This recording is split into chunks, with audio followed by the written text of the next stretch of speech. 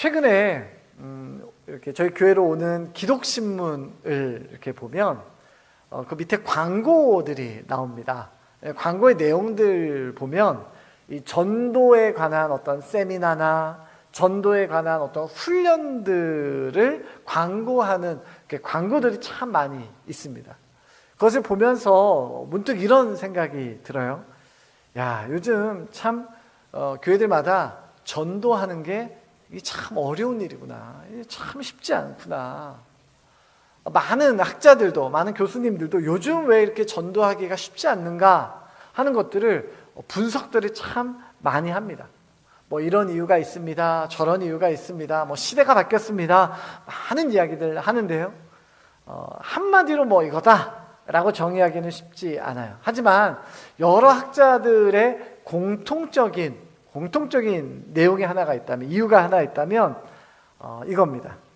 교회가 이전에 비해서 오늘날의 교회가 어떤 대안이 되는 그러한 역할이 참 많이 약해졌다.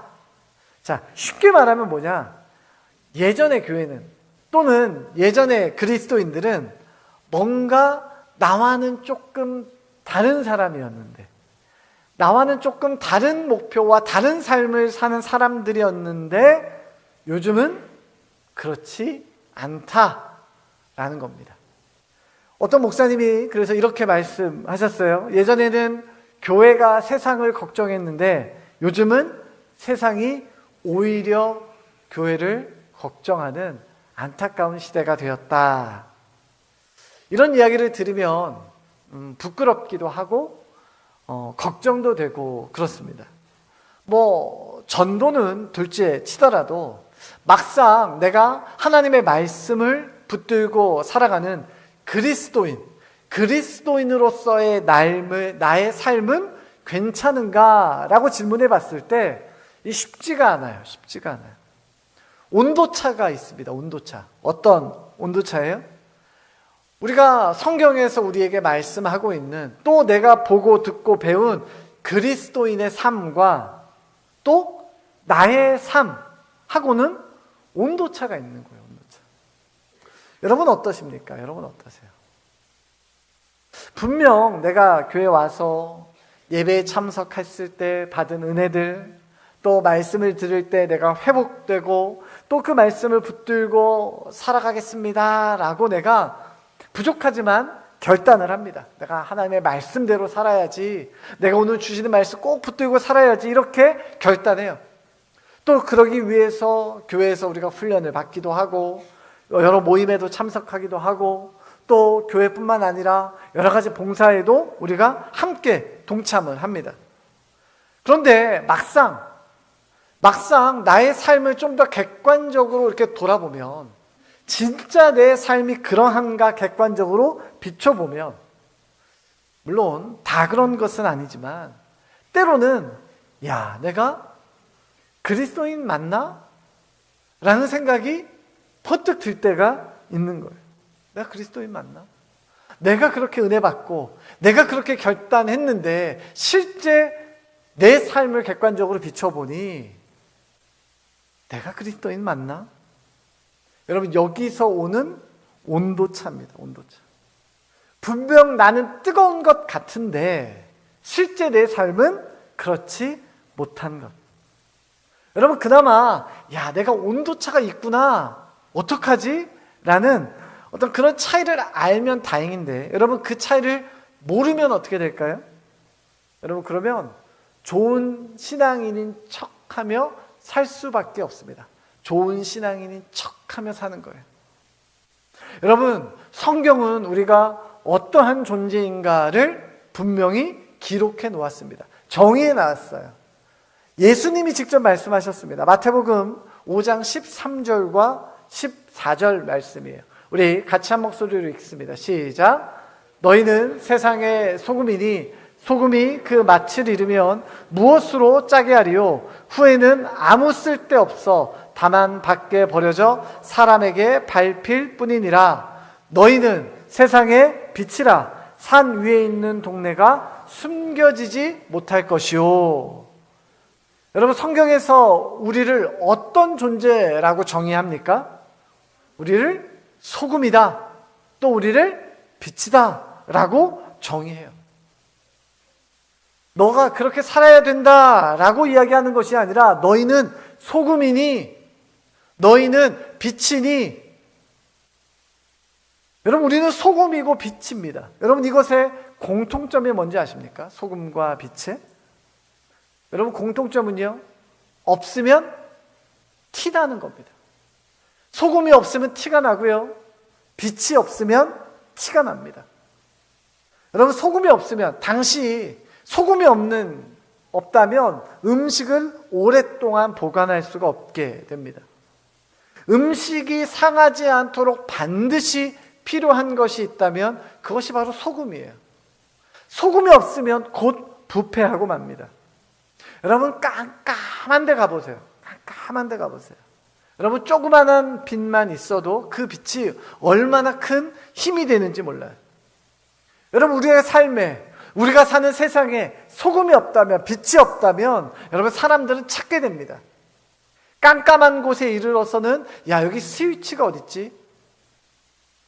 또는 음식이 곧 부패하고, 혹은 맛을 내지 않는 곳에 야, 소금이 어딨지? 소금을 찾는 거예요. 여러분, 그 말은 뭡니까?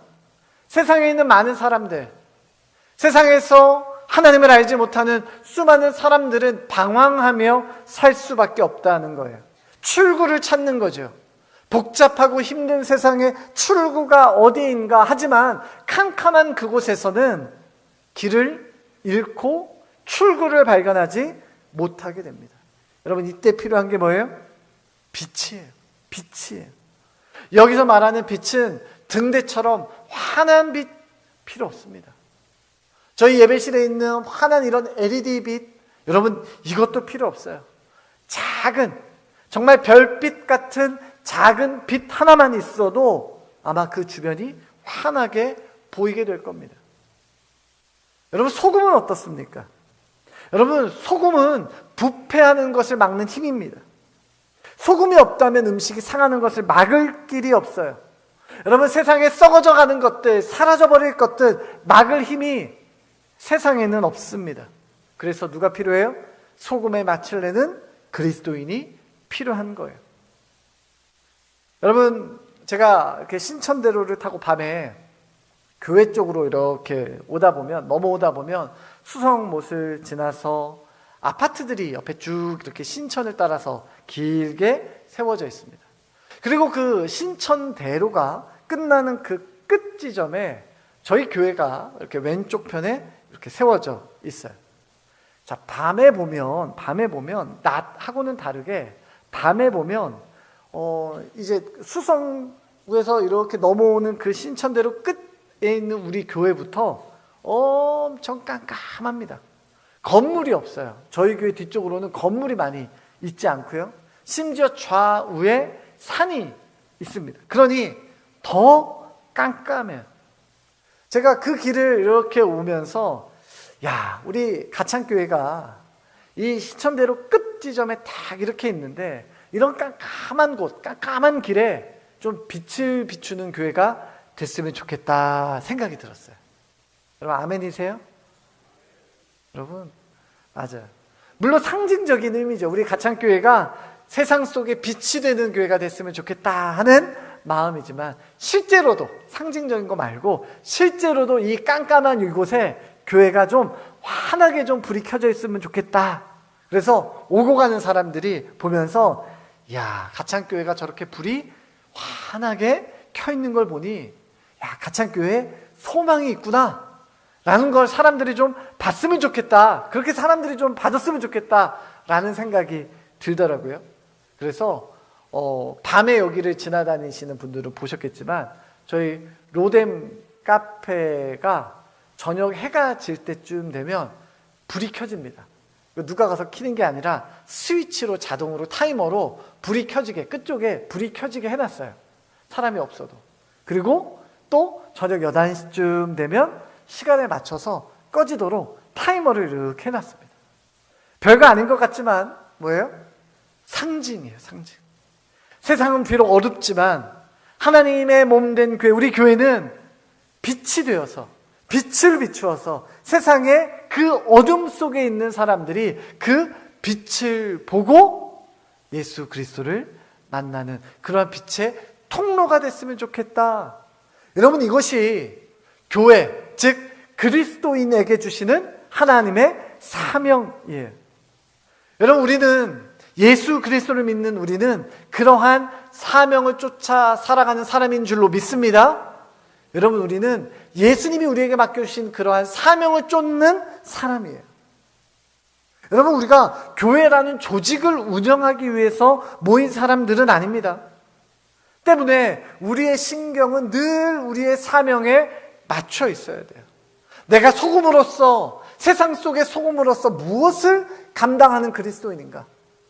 내가 세상 속에 빛된 그리스도인으로서 내가 빛을 비추며 살아가고 있는가?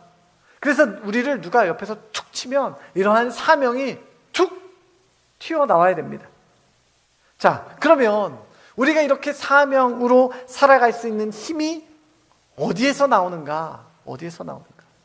제가 아까 설교를 시작하면서 여러분에게 이렇게 질문했어요. 내가 말씀을 붙들고 있는데 왜 내 삶은 그런 삶에 100% 맞춰져 있지 못하는가? 왜 나는 끊임없이 말씀 앞에 결단하고 하나님 앞에 이렇게 살겠습니다 라고 내가 다짐하지만 왜 내 일상은 계속해서 반복하며 넘어지는가? 왜 온도차가 생겨나는가? 여러분, 성경에 많은 인물들이 나오잖아요. 성경에 수많은 인물들이 있잖아요. 뭐 예수님의 12 제자들, 뭐 바울, 아브라함, 모세, 여호수아, 다윗, 다니엘, 뭐 이름만 되면 위대한 믿음의 위인들이 성경에 기록되어져 있어요. 그러한 믿음의 위인들의 삶과 내 삶을 비교해 보면, 야, 내가 비교할 수가 없다. 내가 될 게 아니구나. 내가 보잘것없이 내 믿음이 느껴지는 거예요. 그분들은 그렇게 살았는데 왜 나는 그렇게 되지 못하는가? 나는 좀 부족한가? 그런 분들은, 믿음의 위인들은 하나님이 특별한 은혜를 주셔서 아주 특별하고 고상하고 누구나 다 범접하지 못하는 그러한 믿음의 큰 일들을 하셨는데, 나는 그렇지 못하니까 나는 별거 없는, 아무것도 아닌 그런 믿음을 가진 존재인가? 여러분, 저는 그렇게 생각하지 않습니다. 믿음의 수많은 위인들이 물론 있지만 그들의 개개인의 삶을 들여다보면 우리랑 비슷한 점이 너무도 많이 있어요. 그런 분들도 넘어지고 쓰러지고 불순종하고 하나님 앞에 범죄했던 과거의 이력들을 가지고 있더라고요. 내가 넘어지는 것과 비슷하게 그분들도 넘어지더라고요. 자, 그런데 그분들과 나의 결정적인 차이가 있다면, 결정적으로 차이가 나는 것이 있다면 바로 이겁니다. 자, 그 힌트가 고린도전서 15장 앞부분에 기록되어져 있어요. 15장 10절과 11절인데요. 우리 같이 읽도록 하겠습니다. 시작. 그러나 내가 나 된 것은 하나님의 은혜로 된 것이니 내게 주신 그의 은혜가 헛되지 아니하여 내가 모든 사도보다 더 많이 수고하였으나 내가 한 것이 아니요 오직 나와 함께 하신 하나님의 은혜로라. 그러므로 나나 그들이나 이같이 전파하매 너희도 이같이 믿었느니라. 바울이 내가 이렇게 살 수 있는 것, 내가 이렇게 하나님의 말씀에 100% 순종하며 나의 삶을, 사명을 쫓아 살아갈 수 있는 힘이 어디서 나오는가? 바울은 이렇게 이야기합니다. 하나님의 은혜로 된 것이니. 하나님의 무엇으로 됐다고요? 은혜로 된 것이다. 바울은 내가 이렇게 하나님 앞에서 살 수 있었던 것은 내가 잘나서 그런 것 아니고 내가 어떤 고상한 사람이라서 된 것이 아니라 하나님의 은혜 때문에 내가 이렇게 되었다라면, 여러분, 너희도 나처럼 되기 위해서 그 힘의 원천인 무엇이면 된다? 하나님의 은혜면 된다라는 거예요. 성경은 우리에게 한 가지 비결을 알려줍니다. 하나님의 은혜면 된다. 자, 그런데 은혜다라고 이야기했을 때 은혜가 무엇인가라고 한다면 아마 여기 앉아있는 저와 여러분 모두가 다 다른 답을 가지고 있을 거예요. 하나님의 은혜 수천 가지, 수만 가지로 표현할 수 있고 설명할 수 있죠. 자, 그러면 도대체 그 은혜라는 것이 무엇이냐? 그냥 뭉뚱그려져서 하나님의 은혜다라는 것 말고, 자, 은혜인 건 알겠는데 그러면 구체적인 게 뭐냐라는 거예요. 왜? 그 구체적인 걸 알아야 우리도 그렇게 살 수 있지 않겠습니까? 자, 그 구체적인 설명이 오늘 고린도전서 15장 20절과 21절이에요. 자, 우리 같이 한 목소리 읽습니다. 시작. 그러나 이제 그리스도께서 죽은 자 가운데서 다시 살아나사 잠자는 자들의 첫 열매가 되셨도다. 사망이 한 사람으로 말미암았으니 죽은 자의 부활도 한 사람으로 말미암는도다. 여러분, 고린도전서 15장에 별명이 있습니다. 뭔지 아세요?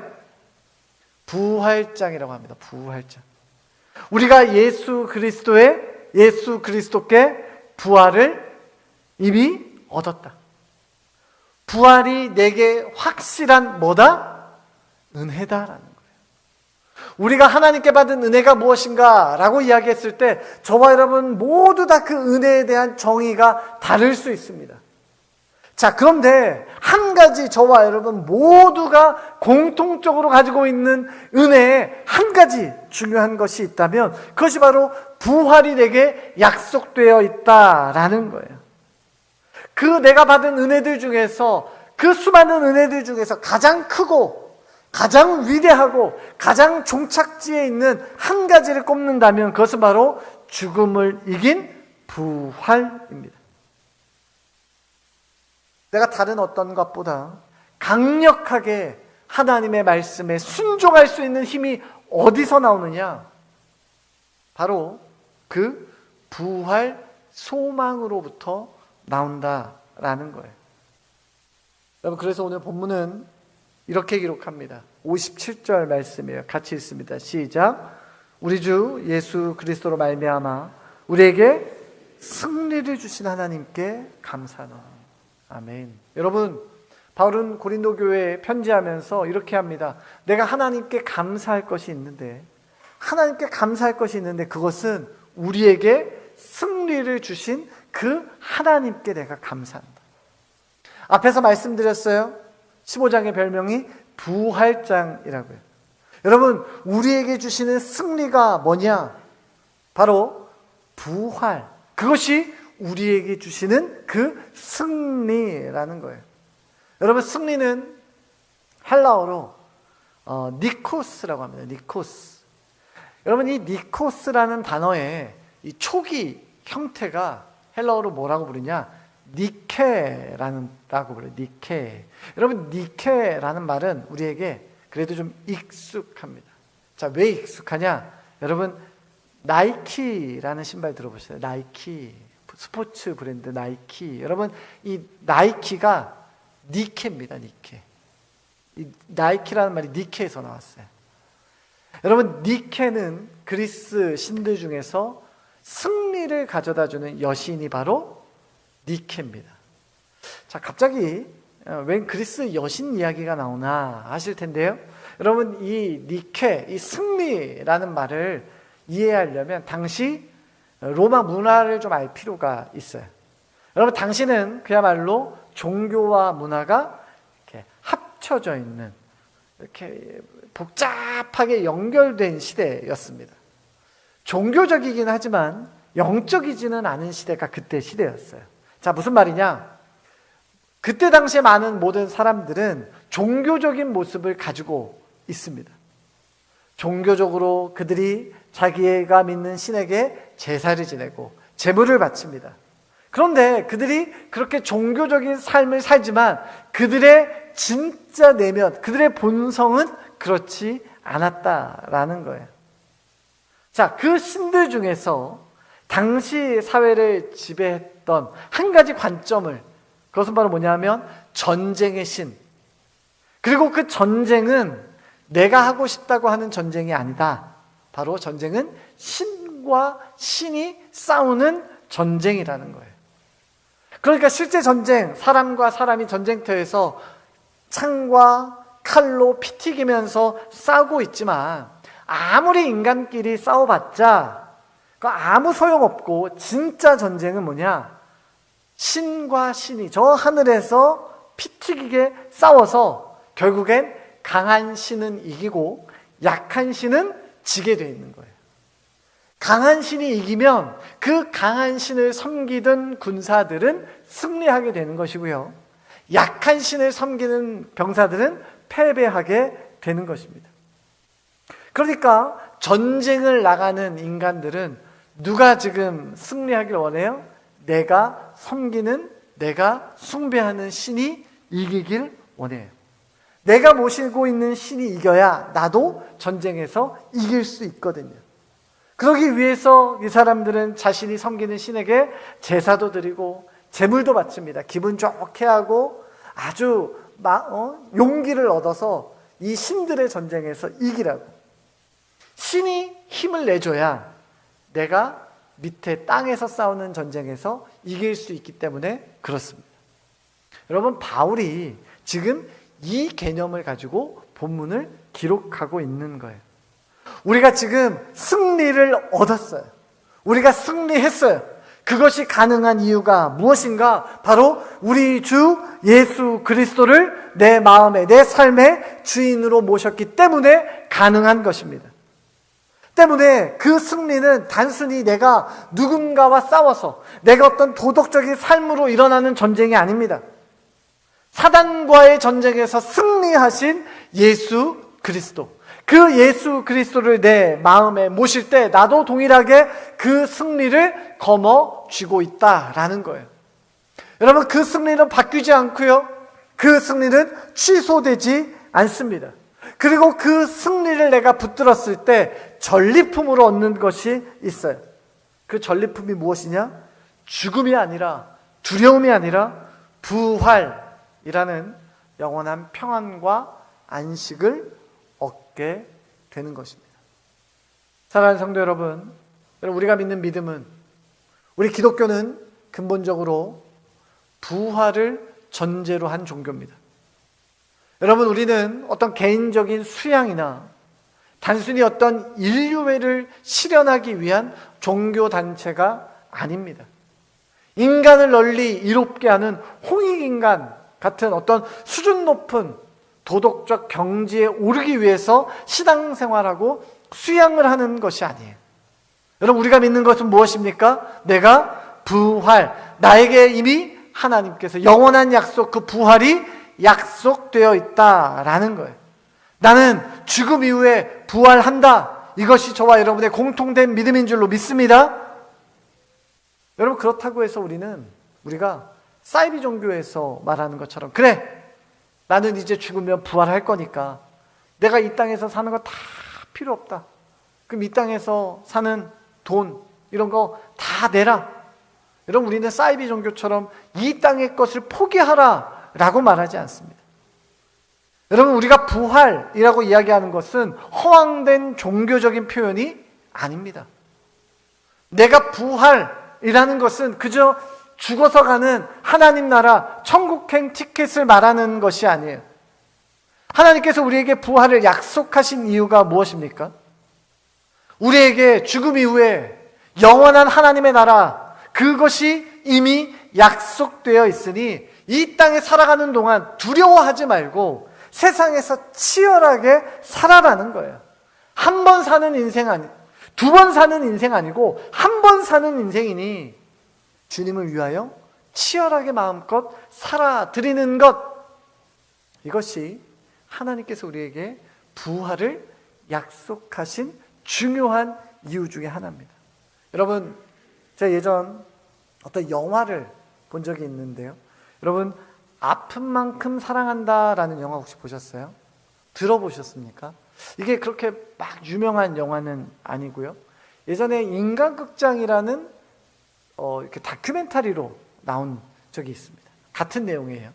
이 영화는 한 인물의 삶과 죽음을 그리고 있는 영화입니다. 실존 인물이에요. 바로 한국 사람인 이 박누가 선교사님이라는 분에 관한 내용이에요. 이 선교사님이 도대체 얼마나 대단하신 분이기에 영화로도 제작됐나 하실 텐데요. 사실 이분은 그렇게 크게 유명한 분은 아닙니다. 왜냐하면 제가 박누가 선교사님이라고 말씀드렸을 때 그분이 누구지? 이렇게 하시는 걸 보면 그렇게 유명한 분 아니에요. 그렇다고 이분이 크게 영향력을 끼치신 분도 아닙니다. 이분은 어떤 분이냐? 이분은 필리핀에서 의료 선교를 약 30년간 이어오신 분이세요. 그리고 이분은 그의 나이 60에 췌장암으로 돌아가셨습니다. 이미. 그가 그의 나이 30세에 자원봉사로 필리핀에 의료봉사를 다녀온 이후에 그 길로 의료 선교의 길을 30년간 걷습니다. 선교사님이 말씀하셨어요. 내가 장티푸스, 콜레라, 이질, 댕기열, 필리핀에서 안 걸릴 병이 그러니까 필리핀에서 걸릴 수 있는 모든 병을 다 걸렸을 정도로 그렇게 열심히 몸을 아끼지 않고 선교의 현장에서 수고하신 분이었어요. 열악한 환경에서도 의료 선교를 멈추지 않으셨습니다. 항암제를 맞으면서 선교하셨고, 심지어는 항암제를 맞으면 내가 선교를 더 이상 할 수 없기 때문에 맞지 않겠다라고 하셨던 선교사님이셨어요.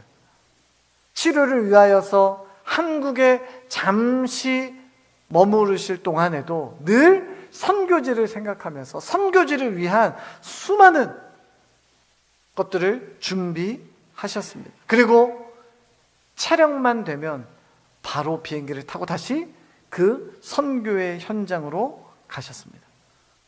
필리핀 그 열악한 그곳에서 아픈 사람들을 돌보셨고, 심지어 자신의 몸을 돌아보지 않으면서까지 선교를 멈추지 않았습니다. 여러분, 그의 삶이 그것이 가능한 이유가 무엇이었을까요? 그 선교사님이 하나님께 아주 특별하고 아주 위대한 그러한 은혜와 사명을 받은 사람이기 때문에, 그분이기 때문에 가능한 것입니까? 그렇지 않습니다. 선교사님은 승리하신 하나님, 내게 승리를 주신 그 하나님, 나의 그 부활을 승리로 주신 그 하나님을 붙들었기 때문에 더 부유하고 더 편안하고 더 누리는 삶을 살 수 있었지만, 그 모든 것을 포기하고 하나님 앞에 더 치열하게 살았습니다. 사랑하는 성도 여러분, 우리의 일상도 마찬가지입니다. 우리도 동일합니다. 저와 여러분도 부활의 소망을 품고 이 땅을 살아가는 동안 우리는 말씀을 붙들고 치열하게 살아가는 여러분 되시기를 축복합니다. 여러분, 신앙생활을 아주 나이스하고 아주 교양 있게 하는 것이 아니라 내가 말씀을 붙들고 하루하루를 치열하게 거칠게 살아가는 것이에요. 그것이 그리스도인의 삶인 줄로 믿습니다. 여러분, 다시 한번 그렇게 살기를 축복합니다. 여러분, 왜 그래요? 여러분, 그것이 부활을 마음에 품고 살아가는 삶이기 때문에 그렇습니다. 그런 삶이 가능한 이유는 하나밖에 설명이 안 돼요. 부활을 품지 않고서는 그것은 불가능한 삶입니다. 여러분, 우리가 부활을 살고 있다면, 내가 부활을 내 마음 가운데 품고 있다면, 그 소망을 내가 가지고 있다면 우리의 삶은 변하게 될 것이에요. 여러분, 만약에 우리가 그것이 없다면 우리는 변하지 않게 됩니다. 믿음의 도전은 항상 우리에게 힘들게만 다가오게 될 것이에요. 쉬운 게 없어요. 여러분, 말씀에 순종하는 것은 항상 어렵습니다. 여러분, 용서가 쉽습니까? 여러분, 남을 배려하는 것이 쉬워요? 여러분, 누구를 섬기는 것이 자연스럽게 나옵니까? 그렇지 않아요. 여러분, 내가 말씀대로 사는 데 있어서 자연스러운 것은 하나도 없습니다. 모든 것은 다 애써야 되는 거예요. 내가 그렇게 살기 위해서 몸부림쳐야 되는 거예요. 하지만 내가 주님을 진실하게 붙들고 있다면, 내가 진짜 그 주님을 붙들고 있다면 우리는 그 주님을 위하여 기꺼이 포기하고 낮아지고 헌신할 수 있게 될 것입니다. 이번 한 주간 주님과 함께하는 평생이 그 평생이 부활의 승리를 주신 그 주님을 의지하여 주님 기뻐하시는 삶을 치열하게 살아가는 삶을 살아가는 여러분 되시기를 주님의 이름으로 축원합니다. 자, 그럼 계속해서 그 삶을 살아가는 구체적인 방식이 뭐냐라고 했을 때 그 방식이 바로 58절이에요. 자, 58절을 한번 같이 읽습니다. 시작. 그러므로 내 사랑하는 형제들아, 시라며 흔들리지 말고 항상 주의 일에 더욱 힘쓰는 자들이 되라. 이는 너희 수고가 주 안에서 헛되지 않은 줄 알미라. 여러분, 이 같은 본문을 쉬운 성경을 이렇게 번역합니다. 우리 한번 같이 읽어보겠습니다. 시작. 그러므로 나의 사랑하는 성도 여러분, 굳게 서서 흔들리지 말고 항상 주님의 일을 위해 자신을 드리십시오. 주님을 위해 일한 여러분의 수고는 결코 헛되지 않는 것임을 기억하시기 바랍니다. 여러분, 승리를 쫓는 그리스도인에게 하는 권면이 뭐예요? 마지막에 뭐라고 되어 있냐? 너희 수고가 주 안에서 헛되지 않는 줄 알미라. 우리의 수고가 헛되지 않는다라는 거예요. 여러분, 이 말을 반대로 하면 뭘까요? 우리 눈에 봤을 때 그것이 마치 수고가 헛수고처럼 보일 때가 있다는 거예요? 없다는 거예요? 있다는 거예요. 우리 눈에 봤을 때 그것이 헛수고처럼 보일 때가 있다는 거예요. 여러분, 이제 9월이 되면 이제 이슬비 전도대가 다시 시작이 되는데요. 저희 교회가 저희 주변 그 지역에 파동 지역 또 신천 방향 해서 매주 전도를 합니다. 우리 2학기에 이제 9월이 되면 이제 시작을 할 텐데 우리 많은 성도님들 함께 더 동참하시면 좋을 것 같아요. 자, 제가 전도를 막상 가려니까 용기도 안 나고 내가 막상 무슨 말을 해야 될지도 모르겠고 또 사람이 쌩하고 내가 말을 걸었는데 지나가면 괜히 내가 더 무안하고 심지어 또 그분이 그래요? 그럼 예수님은 어떤 분이세요? 라고 나한테 물어보면 난 또 뭐라고 말해야 되나? 뭐라고 말해야 될지도 모르겠고 걱정도 되고 하지만 우리 전도대원들에게 한 가지 확신이 있습니다. 뭐냐면 일단 나가면 하나님께서 만나게 하실 사람들을 만나게 하신다는 거예요. 안 나가면 아무 일도 일어나지 않아요. 하지만 나가면 하나님께서 보내신 사람들을 만나게 하시고 그들에게 전할 말을 내 입에 주시사 그들에게 전할 수 있게 하시는 거죠. 여러분, 복음의 씨앗을 뿌리는 것이 이렇게 얼마나 귀합니까? 여러분, 바울은 우리의 믿음의 수고가 헛되지 않다라고 말하는 거예요. 우리가 복음의 씨앗을 뿌리면 그 수고가 헛되지 않고 결국 하나님께서 그 열매를 맺어 가시는 것이죠. 우리가 그것을 확신할 때 수고할 수 있는 것입니다. 여러분, 그 수고를 위해서 우리가 해야 될 것을 그래서 앞부분에 이렇게 설명해요. 먼저 견실하며 흔들리지 말고 해요. 견실하며 흔들리지 말고. 여러분, 견실하다라는 말 무슨 뜻인지 아세요? 견실하다. 제가 국어사전을 찾아보니까 이런 뜻이에요. 하는 일이나 생각, 태도 따위가 믿음직스럽게 굳고 착실하다라는 뜻입니다. 영어로는 steadfast라고 합니다. 여러분, 이 말은 뭐냐면 한 가지 방향으로 고정되다라는 뜻이에요. 한 가지 방향으로 고정되다. 그리고 또 흔들리지 않는다라는 뜻이 있어요. 굳게 세워져 있다라는 뜻이 있고요. 또 단단히 고정되어 있다라는 뜻이 있습니다. 여러분, 부산에 가면 110층짜리 건물이 있습니다. 많은 사람들이 그 옆을 지나가면서 이런 말을 꼭 해요. 높다. 이 태풍 오면 이거 쓰러지면 어떡하나. 걱정하지 마세요. 안 쓰러집니다. 여러분, 제가 거기 옆에 다니면서 공사하는 거를 봤거든요. 제가 뉴스에도 찾아보니까 그 건물을 높이 올리기 위해서 기초 콘크리트 공사를 하는데요. 기초 콘크리트 공사가 36시간 동안 쉬지 않고 36시간 동안 공사가 진행이 된 거예요. 거기에 사용된 레미콘, 시멘트를 붓는 레미콘 찬양이 무려 370대가 넘게 사용이 됐고요. 거기에 일한 사람들만 700명이 넘는 사람들이 36시간 동안 뭘 했냐? 기초공사만 한 거예요. 무엇을 위해서? 101층짜리 건물을 올리기 위해서. 여러분, 우리가 흔들리지 않게 가장 먼저 필요한 것이 뭐냐? 기초예요, 기초. 여러분, 시간이 오래 걸려도 기초가 먼저 필요한 겁니다. 건물을 지을 때 인테리어 벽을 먼저 설치하지 않아요. 벽지를 고르지 않습니다. 공사할 때 가장 먼저는 기초예요, 기초. 여러분, 우리 신앙에도 무엇이 있어야 흔들리지 않을까요? 기초가 있어야 흔들리지 않는 거예요. 기초가 있어요. 그러면 신앙의 기초가 무엇인가? 신앙의 기초가 무엇인가? 다양하게 이야기할 수 있죠. 말씀, 내가 하나님을 닮고자 하는 열정, 예배의 태도, 또 내가 바른 신앙과 바른 신학으로 다져져 있는 성경을 바른 눈으로 볼 수 있는 세계관, 여러분, 다양한 것이 우리의 신앙의 기초라고 할 수 있어요. 그런데 기초 중에 기초지만 잘 안 되는 기초가 하나 있어요. 그것이 바로 뭐냐면 내가 매일매일 하는 기도예요. 매일매일 하는 뭐라고요? 기도예요.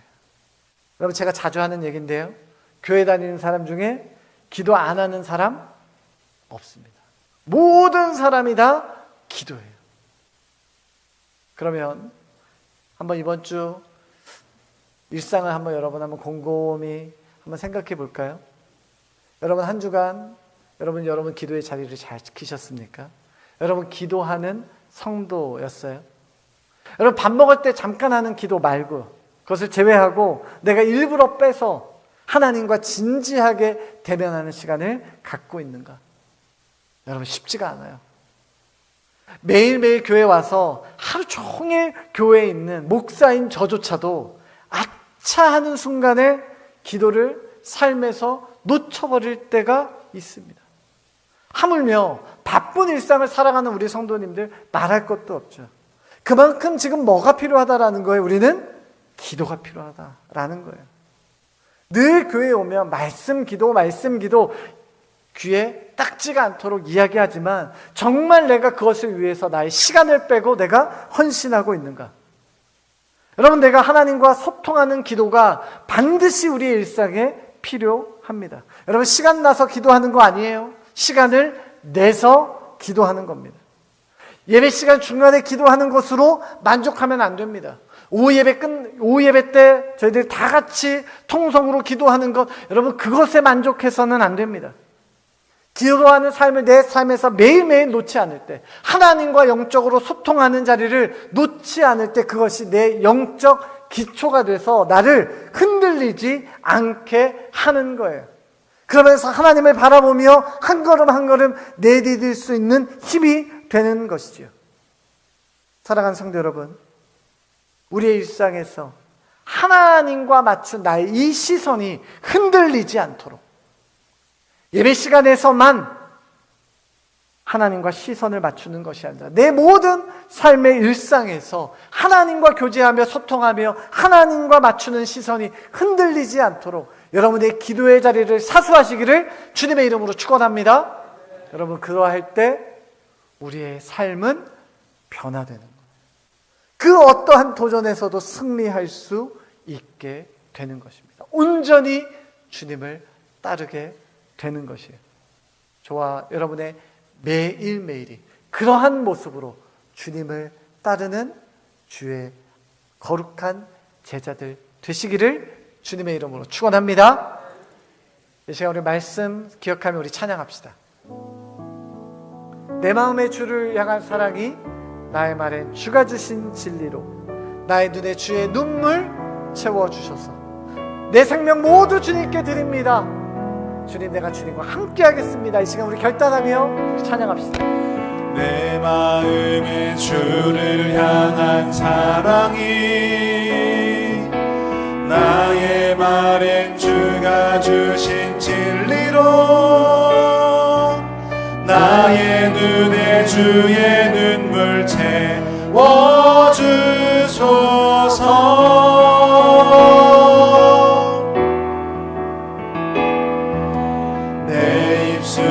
찬양의 향기가 두 손에는 주를 닮은 섬김이 나의 삶의 주의 흔적 남게 하소서.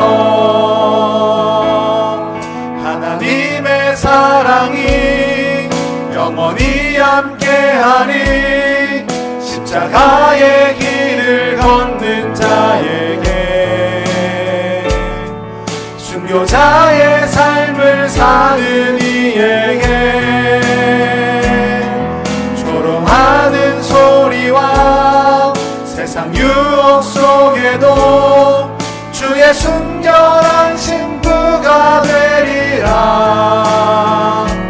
내 생명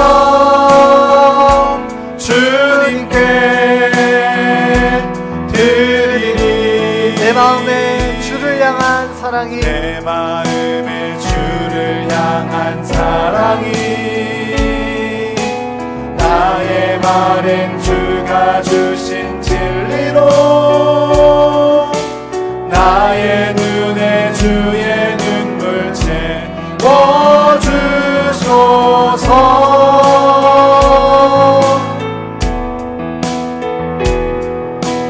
내 입술에 찬양의 향기가 두 손에는 주를 닮은 섬김이 나의 삶의 주의 흔적 남게 하소서.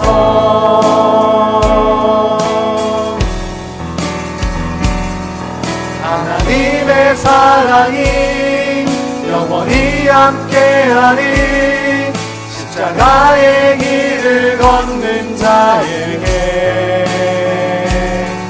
순교자의 삶을 사는 이에게 조롱하는 소리와 세상 유혹 속에도 주의 순결한 신부가 되리라. 내 생명 주님께 드리니. 하나님의 사랑이 영원히 함께하리 십자가의 길을 걷는 자에게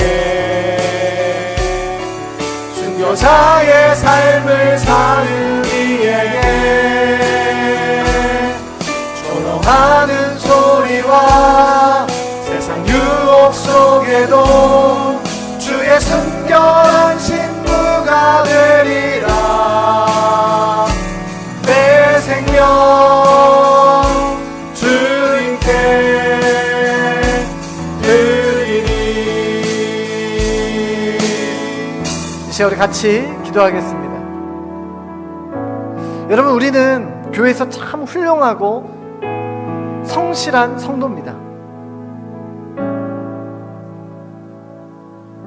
그럼 여러분, 우리의 가정이나 우리 일터에서도 여러분 똑같은 모습으로 그런 그리스도인으로 살고 있습니까? 아니면 철저하게 나를 숨기고 세상과 같은 모습으로, 같은 방식으로 살고 계시진 않습니까? 여러분, 이 시간 회개가 필요한 영역이 있다면 이 시간에 하나님 앞에 회개합시다. 그리고 또 결단합시다. 주님, 나의 연약함을 불쌍히 여겨 주시옵소서. 내가 그리스도인으로 살아갈 때 내가 사람 앞에서 살아가는 것이 아니라 주님 앞에 살아가는 그리스도인 되게 하여 주시옵소서. 하나님, 내가 부활의 소망을 품고 매일매일 살아가는 자 되게 하여 주시옵소서. 하나님의 말씀이, 그 부활의 소망이 승리의 통로가 되게 하여 주시옵소서. 흔들리지 않는 굳건한 믿음으로 주님 따르는 성도 되게 하여 주시옵소서. 이 시간 주님 기뻐하시는 열매 맺는 일상 살아가게 해달라고 이 시간에 우리 주님 이름 한번 찾고 같이 한 목소리로 기도합니다. 주여